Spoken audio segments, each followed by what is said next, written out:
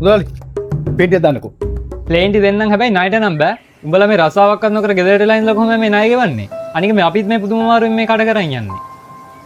ඒ හරි මුදලාලි. මගේ තියෙන බුද්ධිය හා දැනුම අනුව මට හරියන ජොබ් එකක් තාම හම්බුන්නේ නැහැ.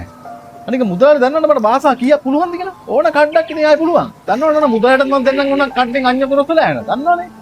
අනේ අනේ මේ උඹේ දැනුමේ බුද්ධියනේ මට ඇති වැඩක් නැහැ බං.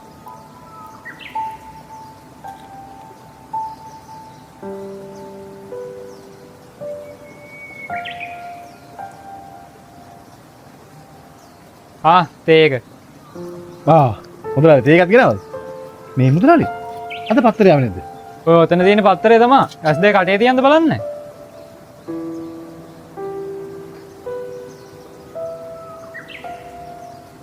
මුදලාලි අද පත්තරේද? ඔය ඔතන තියෙන අද පත්තරේ තමයි. ඔව් ඒකනේ ඉතින්.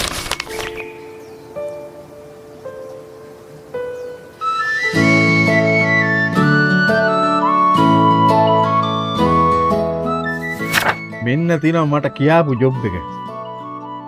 ඇමරිකන් සමාගමකට අයත් ඉස්කාගාරයකට රස පරීක්ෂකවරයෙකු ඉතාම ඉක්මනින් අවශ්‍යයි. රයිට්. මට කියාපු රස්සාව. මුදලාලි. මුදලාලි. මුදලාලි.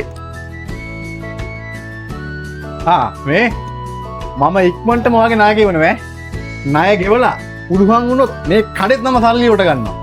කඩෙත් සල්ලියට අරන් මුදලාලි කැමති වුණොත් මුදලාලිගේ පවුලත් මම සල්ලියට ගන්නවා.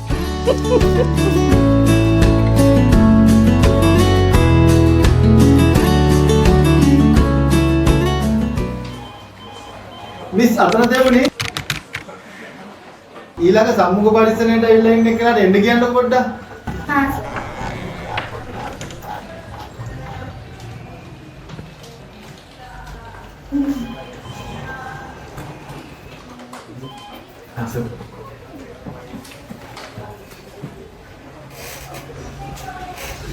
නම මොකද්ද?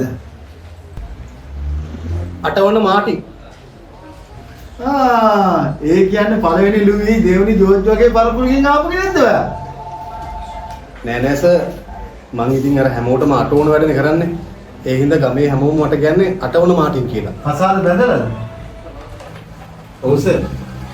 ළමයි 8 දෙනෙක් ඉන්නවා. ඈ? හමුදි බාර වැඩකාරයෝ ඉන්නවද? එතකොට ගෑනු කීයද? පිරිමි කීයද? ඈ? මොකක්ද? ගෑනු කීයද? පිරිමි කීයද? ඔව් මොකද සර්? අවුරුද්ද සර්ට කේලමක් කියලා.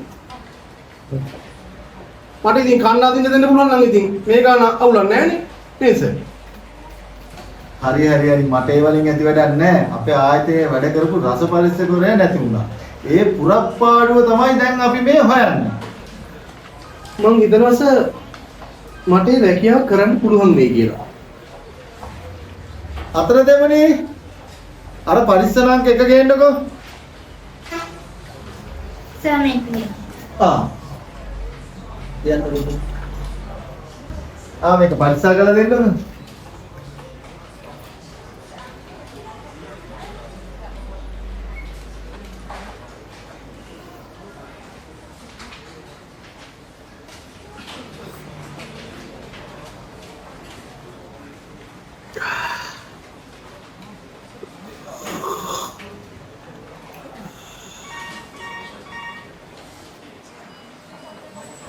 සර් මේක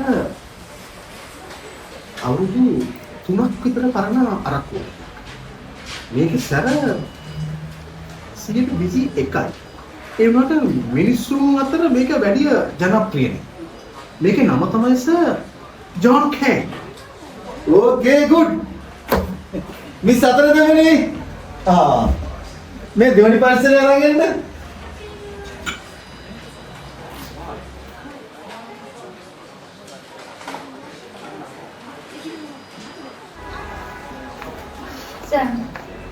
හරි. එහෙනම් මේකත් බලලා කියන්නකෝ.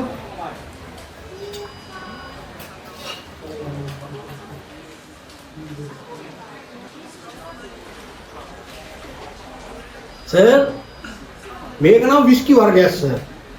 මේකේ සැර 148ක් වෙනවා සර්. මේක මිලෙන් අධිකම විස්කි වර්ගයක්. සර් මේකේ නම තමයි පෙගාසස් බ්‍රේව් කියලා සර්. ඔයා හරියට මේ ගැන කියනවනේ. මේ සබන දෙමනේ.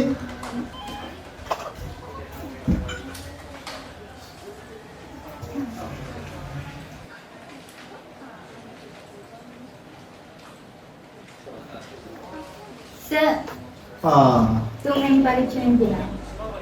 මේ අවසාන පරීක්ෂණේ මේකත් බලලා හරියට කියනකො බලන්න.